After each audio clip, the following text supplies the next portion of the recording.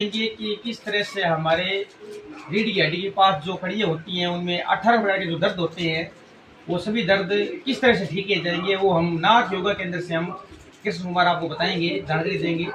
आजकल के घरों में ये समस्या है कि लोगों को पैरों में और रीढ़ की हड्डी के आसपास जो वैन नाड़े हैं वहाँ दर्द होता है और काफ़ी लेडीज और जेंट्स इस समस्या से परेशान है। लमसम 90% लोग घोटों दर्द से, नी दर्द से और अपनी पीठ दर्द से और कमर दर्द से बहुत ज़्यादा परेशान रहते हैं। तो इस कमर दर्द और नी पेन को रोकने के लिए हम योगा बता रहे हैं। हमारा हिंदुस्तान योगा पर आधारित है क्योंकि हमारी शुरुआत योग से हुई है। सभी ऋषि मुनि भी, महात्मा भी बड़े बड़े योग करते हैं और वो बता रहे हैं कि योग से ही हमारी सब समस्याओं का समाधान होगा। दवाई की एक ऐसी रेमेडी है जिसमें आप साइंस में मेडिसिन है उसको ड्रग बोलते हैं।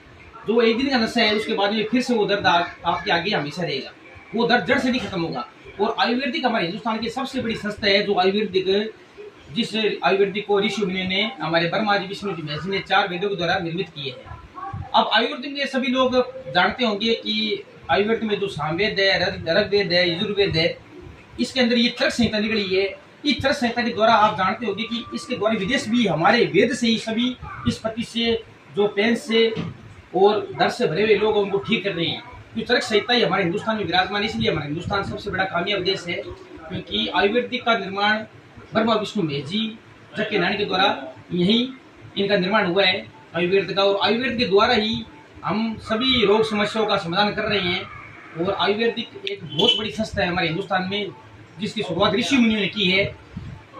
सबसे पहले नाथ पंथी में गोरखनाथ जी गोगो जी महाराज ने बताया था कि किस तरह भगवान शिव ने बताए हैं कि किस तरह हम एक योगा धारण करके, जिस तरह भगवान शिव मौन में बैठते हैं, अगर हम मौन हो जाएं और अगर हम योग में बैठे हैं अपने कमर की हड्डी सीधी करके, रीढ़ की हड्डी सीधी करके, सभी हाथ पैरों की नाड़ी सीधी करके अगर हम एक योग से तो अगर बैठ जाए भगवान शिव की तरफ, तो भगवान शिव ने यही बताया नाथ मंत्री में कि भगवान शिव की तरह अगर ध्यानमस्त होकर अगर हम ध्यान करें तो हम बड़ी से बड़ी समस्याओं, बड़े से बड़े रोगों से छुटकारा पा सकते हैं।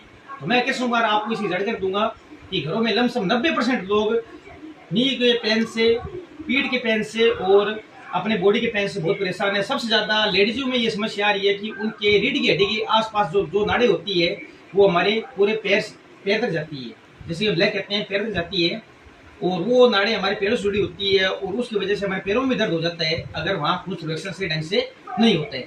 समस्या यही आ रही है कि 90% लोगों के यहाँ पे ब्लॉकेज हो रहे हैं नाड़ी में। ब्लॉकेज इसलिए हो रहे हैं क्योंकि अब हम काम उतना नहीं कर रहे। पहले लोग खेतों में काम करते थे, ऋषि मुनि की तरह हम योग करते थे और अब हम सभी काम बैठे बैठे कर रहे हैं। अब हर जगह सुविधा हो चुकी है हर चीज़ की, तो व्यक्ति अब कोई हार्डवर्क नहीं कर रहे, उसकी वजह से उसको बॉडी में पेन हो चुके हैं। तो अगर हम चलते फिरते रहे, अगर हम भगवान शिव और नाथ गोरखनाथ जी महाराज ने जैसे बताया कि हम योग करें, भगवान शिव की तरह समाधि स्थित होकर योग करें, तो हम इन समस्याओं और रोगों से छुटकारा पा सकते हैं। मैं कृष्ण कुमार आपको पहला स्टेप बताऊंगा जिसमें कि लेडीज और जेंट्स और यहाँ तक कि बच्चों को भी इस समस्या से निकलना, जूझना पड़ रहा है कि उनके पीठ में दर्द हो रहा है। ये समस्या यहाँ तक बच्चों में भी आ चुकी है, कम एज के लोगों में आ चुकी है। क्योंकि मैंने अभी बताया कि लोगों में हार्डवर्क नहीं रहा, मेहनत नहीं रही, इसीलिए उनके खून संरक्षण नहीं हो रहा है। हमारा खून, साइंस भी मानता है, आयुर्वेदिक मानता है कि नीचे से ऊपर की ओर जाना चाहिए, जबकि हमारा खून मतलब सिर से लेके पैरों से ओर जा रहा है और हमारा खून नीचे से सिर की ओर संरक्षण करना चाहिए। हमारा खून इस तरह से संचार नहीं हो रहा है, खून जहाँ रुक जाता है वहाँ ब्लॉकेज हो जाता है और उससे क्या कहते हैं डॉक्टर गठिया बोलते हैं और उसका इलाज पूर्णतः नहीं है। मैंने बताया अभी कि जिस तरह से मैंने जानकारी दी कि साइंस में क्या होता है कि हम जो गोली खाते हैं पेट दर्द की, जैसे पेट दर्द है, सिर दर्द है या कोई भी पेन किलर लेते हैं हम, तो वो सिर्फ रेमेडी है एक दिन की, उसमें एक दिन का दर्द से ही होगा, पूरा दर्द जड़ से खत्म नहीं होगा। आयुर्वेदिक हमारी हिंदुस्तान में ऐसी संस्था है जो जड़ से रोगों को खत्म करती है। अब लोग क्या करते हैं, एक दिन की रेमेडी के लिए गोलियां खा लेंगे, वो गोलियां हमारे लीवर किडनी को प्रभावित करती है। ये बात आप भी जानते होंगे क्योंकि वो मेडिकल का साइंस में दूसरा नाम, अगर सिक्का फोड़ के देखें ना, हम सिक्के के 2 पहलू होते हैं, तो सिक्के का दूसरा पहलू साइंस में यहाँ पे ड्रग बोलते हैं। ड्रग का मतलब होता है नशा, आप भी जानते हो, ड्रग का मतलब नशा होता है। हर गोली में नशा होता है लेकिन आयुर्वेदिक में नशा नहीं होता। एक दिन की रेमेडी में हम क्या करते हैं कि जब हम सिर दर्द होता है, पीठ दर्द होता है, तो गोली लेते हैं, तो एक दिन की होता है, जड़ से नहीं पटा जाता उसको। रोग को जड़ से पटाने के लिए आयुर्वेदिक 1 से 30 दिन का टाइम लेता है और वो जड़ से पट देता है, फिर भविष्य में कोई दिक्कत नहीं होती। लेकिन हम समस्या है कि हम योग नहीं कर रहे हैं, तो मैं आपको जानकारी दूंगा, आप योग से जुड़े। जैसे भगवान शिव और भगवान शिव के चरणों में नाथ मंदिर बैठे, गुरु गोरखनाथ जी भगवान शिव माता रानी के चरणों में बैठे, प्रभु श्री राम ने भी यहाँ तक 14 वर्ष के वनवास में योग किया था, आप जानते होंगे। उन्होंने भी योग करके बताया कि योग मुद्रा में रहेगा, जो लोग ब्रह्मचर्य और योग मुद्रा का पालन करेंगे, योग मुद्रा करेंगे। हिंदुस्तान में जो योग सबसे महान है, तो वो स्वस्थ रहेंगे। योग हमारी ऐसी संस्था है जो आदमी को बड़े से बड़े, यहाँ तक कैंसर की रोग की बीमारी को भी ठीक कर सकते हैं।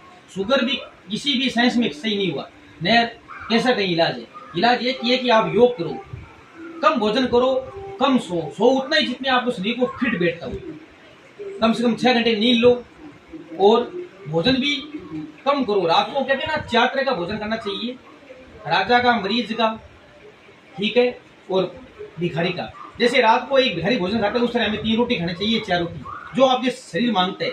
1 रोटी कम खानी चाहिए ताकि हम सुबह जल्दी उठे और नित्य भोज में हम भगवान शिव का ध्यान लगाएं और हम भगवान में मेडिटेशन यानी हम योग करें। जब हम मेडिटेशन योग करेंगे ना, तो हमें पता लगेगा कि हमारे अंदर कुंडली जागृत हो रही है। अब लोगों को ये भी पता नहीं होगा, कुछ लोगों की यहाँ इंगला पिंगला सूक्ष्म नाड़ी है, हमारे 7 कुंडली बनती है, उनको जागृत किया जाता है। और वो जागृत तभी होगा जब हम योग से जुड़ेंगे। आप सुबह 3 बजे अकाल मुहूर्त में बैठिए और पहले तो आप ओम का उच्चारण करिए। सबसे पहले मैं आपको समझाता हूँ ओम का उच्चारण करना आपके सभी रोगों का साध्य है। वो सभी रोगों की जड़ी बूटी है, वो सभी रोगों को जड़ से पड़ देगी।